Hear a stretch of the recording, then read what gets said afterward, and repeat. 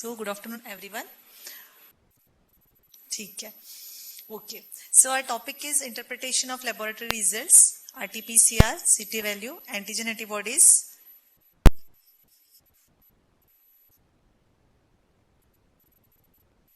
So this is the antigenic structure of the virus. It is having actually for laboratory diagnosis of COVID-19, you should be aware what is its structure, and I think you are aware of this. Even non-medicos know this because of internet and paper and media. हर जगह छा गया था Covid में ऐसा है वैसा है. Okay, so what are the antigens? It is having outer envelope protein, nucleocapsid protein, membrane protein, spike protein. Spike protein to शायद everything knows. Then this is the viral RNA. So this is the structure, and as far as diagnosis is concerned, this is the specific for COVID-19. Which gene we detect is this gene, and other genes I will tell into detail. So how this laboratory diagnosis is done? Whenever there is infection, first of all we have to diagnose. Most important is epidemiological surveillance. Okay, and for this diagnosis, staging, therapeutic, for everything, laboratory diagnosis is needed. But for epidemiological surveillance, RT-PCR, anti-SARS-CoV-2 antibodies, it is required for surveillance. I think everyone is aware what do you mean by surveillance. What is the epidemiology in our country or in the world?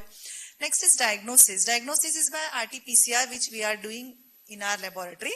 For staging of the disease, various biochemical monitoring is required. And again, after recovery, epidemiological surveillance is done by anti-SARS-CoV antibodies. So diagnostic strategy. How will you label a patient is a patient of COVID-19? So molecular test is used for the detection of genetic material of the virus which is present in the respiratory sample of the patient. So we collect the nasopharyngeal and throat swab. This test use the secretions which are coming from the nose and throat, and they are collected by nasopharyngeal swabs. Antigen tests, they are used in future to detect antigens which are part of virus. What are these antigens? Either spikes, envelopes, membranes, whatever may be present in the respiratory secretion of the patient, we are able to diagnose it. Current available tests, they are validated before use because they may miss the people with active infection. For serosurveillance, obviously we use the blood test for detection of antibodies in the patient's serum, and these antibodies are prepared, they are after infection. So it requires a time for the preparation of the antibodies. So it is positive after few weeks of after the infection. So obviously the specimen collected is nasopharyngeal swab, oropharyngeal swab. They are collected with the help of a swab, and this swab, it is both the swabs, nasopharyngeal and throat swab. Both the swabs we have to put in the single viral transport medium. It is in the screw capped bottle. This is the viral transport medium, and it should be transported to the virology laboratory by maintaining cold chain because this virus is very heat sensitive. Now, what will you do in the laboratory? Obviously, we will detect it by PCR, means amplification, which may be by TrueNet, PCR, TrueNet, CBNet, and open system RT-PCR machines. In our laboratory, we are doing this PCR, RT-PCR, and CBNet, cartridge-based nucleic acid amplification technique. We are doing this, and this test we are using only for the dead bodies for rapid diagnosis because it takes a time of 55 minutes for the result to come, and for patient in labor where it is required that the report should be available within an hour. Then next is rapid detection of antigen and antibody test. So it is real-time polymerase chain reaction. COVID-19 RT-PCR, and we are doing this, and according to ICMR, to label a patient as patient of COVID-19, we have to go for real-time RT-PCR. It is the gold standard test for this. This is the qualitative detection of nucleic acid of SARS-CoV-2. It is a rapid, sensitive and specific. But rapid doesn't mean that the report is available within half an hour or an hour. It requires a time of 7 to 8 hours for the results to come. What are the different steps of PCR? Obviously, when the sample comes to you, first of all, that sample, we have to extract the RNA from that particular specimen. During RNA extraction, that sample is mixed with few substances, with few, it is according to the KIDS guidelines, we use few substances, and first of all, that specimen is made non-infective, so that the person who is handling that specimen, the person who is doing the RNA extraction, that person should not be exposed. During that, aerosols are produced. So, it is to be done in biosafety cabinets, biosafety cabinet level 2. So, our laboratory is level 2 laboratory, so that the infection cannot be spread, it should not spread to the healthcare worker. So, the sample is treated with several chemical reactions to remove the substances like proteins, fats, and what will be there after RNA extraction? Only the RNA will be present in the sample.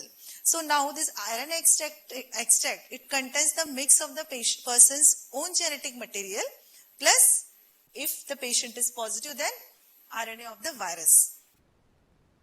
Next step is this extracted RNA, it is mixed with the master mix. Master mix is nothing but the solution for PCR, and this mixture, it is a microtiter plate with wells. It is having 96 wells. We put mixture with the use of micropipette. This is the pipette. With the use of this pipette, we put the sample, this master mix with extracted RNA in each well, and then it is kept in the PCR machine. PCR machine means it is the thermocycler. Okay, and then it is set according to the guidelines of that particular machine, and we read the result. After amplification, the results appear on the screen in this form, and we report the patient as positive, negative on the basis of CT value. So what is CT value? This is the amplification plot, and these are the CT values which appear on the laptop or computer screen. For example, if this value is positive, it will appear on the screen like this, and the amplification graph will be like this. So one is internal control. Internal control, I already told, during RNA extraction, the patient's genetic material will be there from this respiratory secretion.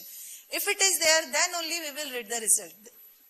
Why? Because yes, this sample is properly collected and it belongs to the human being. For that, it is there, this internal control is there, and then other genes we read. And the values appear like this, and on the basis of this, we report whether the patient is positive or not, and this results, they are read according to the manufacturer's guideline, manufacturers of kits. The cutoff value is there, and it varies from kit to kit. So what is the sensitivity? It is obviously 56 to 80% sensitivity is there, means still we are missing the 40% of cases. We can miss by PCR. It detects the genes associated with the virus. First is E gene.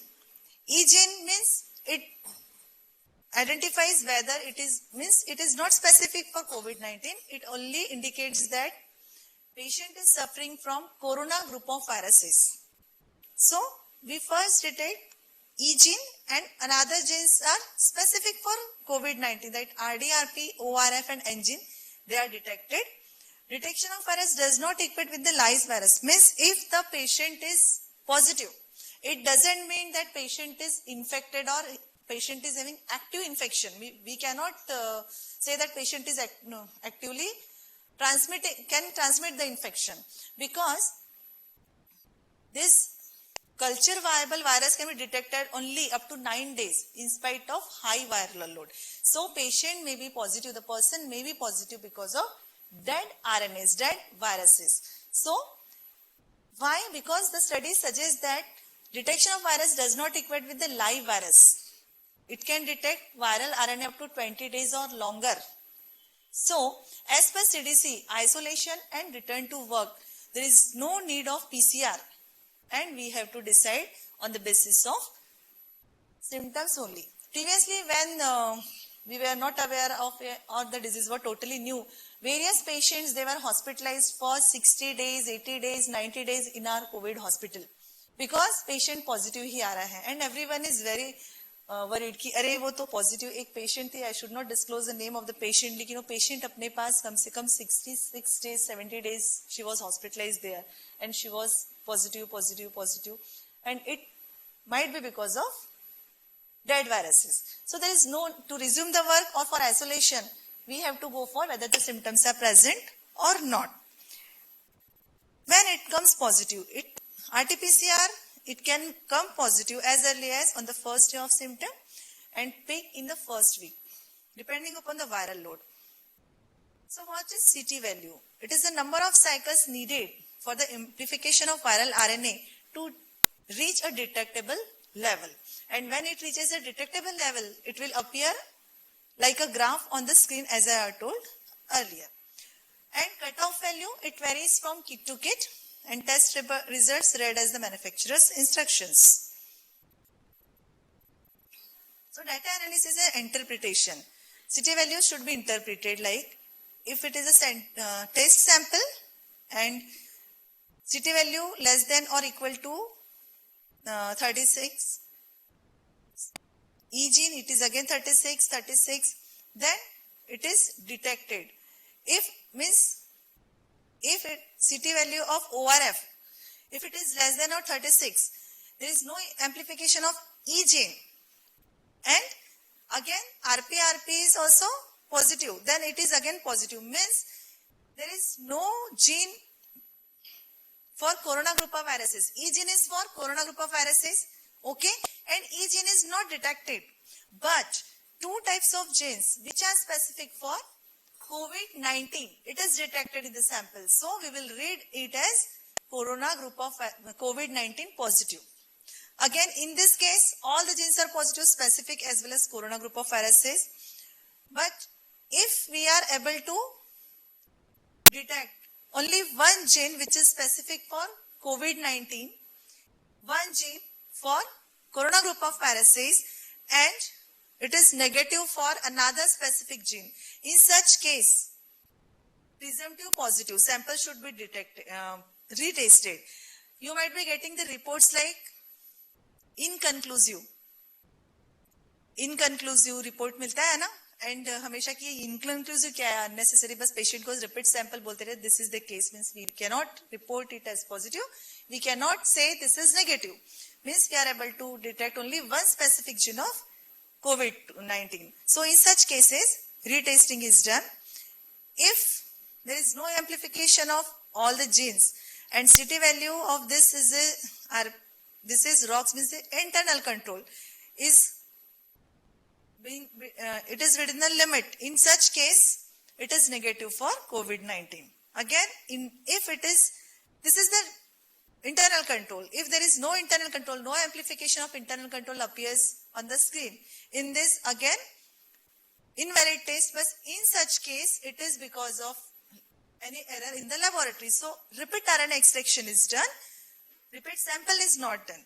If only repeat sample is done in case of if only one specific gene appears and only amplification of only one gene is there and no another gene is negative, another specific gene is negative. In this way, the result is interpreted. So what are the ICMR guidelines for the CT values?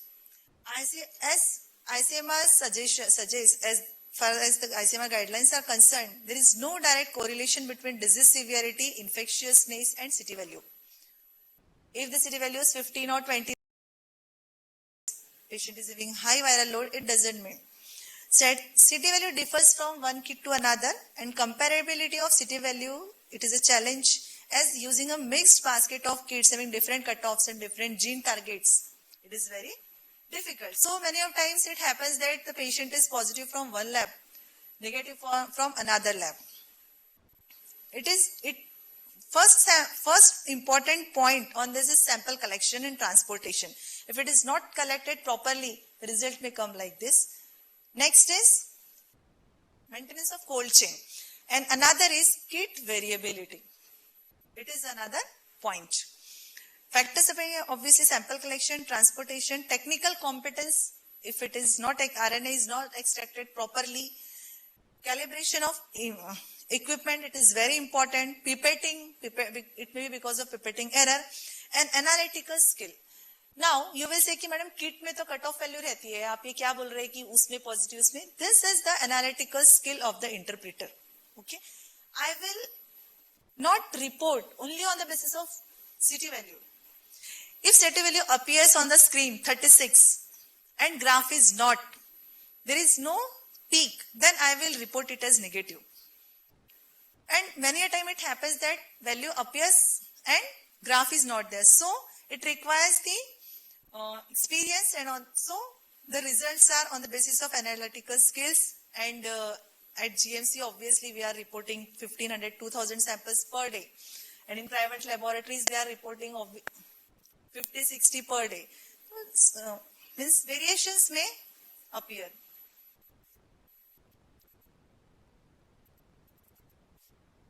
So the graph should be like this. If it is a flat graph, then it should be reported as negative even though the value appears on the screen. Now coming to the antigen detection test. It is a rapid test, and as per ICMR advisory, if the patient is antigen negative, definitely it should be retested by RT-PCR for confirmation of for exclusion of COVID-19. But if the patient is antigen positive, it should be considered as true positive, and there is no reconfirmation required. So, in view of its high specificity, ICMR recommends the antigen detection test for point of care diagnostic assays at few points. What is that? Containment zones or hotspot. Because why it is done at containment zone or hotspots? Anyone? In containment zone and hotspots, why it is recommended to go for antigen testing in spite of RT-PCR? Because it is a cumbersome technique. It requires, most important is, it requires highly equipped laboratory. And this facility is not available all over India at every place. ठीक है, नागपुर में इतनी सारी laboratories है, but it's not possible at every district place or rural areas. And antigen test, it is rapid also. Okay, so it is for containment zone, means फट से sample लिए, testing किए, within half an hour the result, within 10-15 minutes result is there. So we can isolate the patient, we can whatever. Quarantine center में रखना है, नहीं रखना है, घर भेजना है, whatever. So the results are readily available, and most important is cost effective. RT-PCR is a very costly test. Expertise required and well-equipped laboratories required, which is possible only at tertiary care centers. So where it is done, containments and all asymptomatic influenza-like illness patients, asymptomatic direct or high-risk contacts with comorbidities in all healthcare settings. Again, it is not possible to go for RT-PCR of every. अपने यहाँ कर रहे हैं, okay? If one resident comes positive, we take the sample of all the residents. सब बोलते हैं, madam मैंने 10 minute बात किया था, मैडम मैंने चाय पिया था, मैडम खाना खाया था. Why? Because this facility is available at our center. It's not possible such type of testing at Chandrapur Gundia also. So it is recommended that we should go for all the asymptomatic influenza-like patients presenting in healthcare settings and suspected of COVID-19 infection to go for antigen testing.